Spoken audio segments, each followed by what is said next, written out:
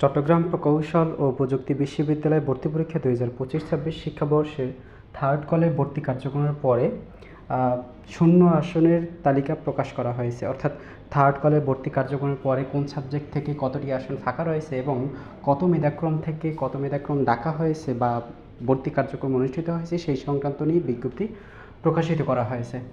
শিক্ষার্থী বন্ধুরা, বিজ্ঞপ্তি এখানে দেখতে পারবে যে আজকে কিন্তু থার্ড কলে ভর্তি কার্যক্রম অনুষ্ঠিত হয়েছে।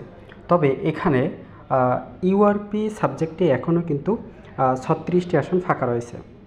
আর কোনো সাবজেক্টে কিন্তু একটি আসনও ফাঁকা নেই, শুধুমাত্র ইউআরপি সাবজেক্টে 36টি আসন ফাঁকা রয়েছে। এই 36টি আসন নিয়ে কিন্তু তোমাদের ফোর্থ কলের ভর্তি কার্যক্রমের জন্য বিজ্ঞপ্তি প্রকাশ করা হবে।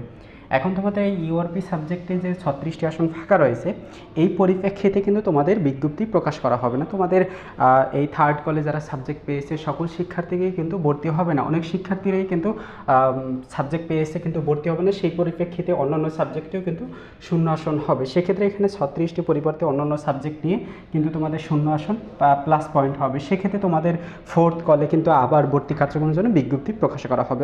অবশ্যই তোমাদের ওয়েট করতে হবে। যাদেরকে এখন পর্যন্ত চট্টগ্রাম প্রকৌশল ও প্রযুক্তি বিশ্ববিদ্যালয়ের সাবজেক্ট পাওনি, অবশ্যই তোমাদের ওয়েট করতে হবে।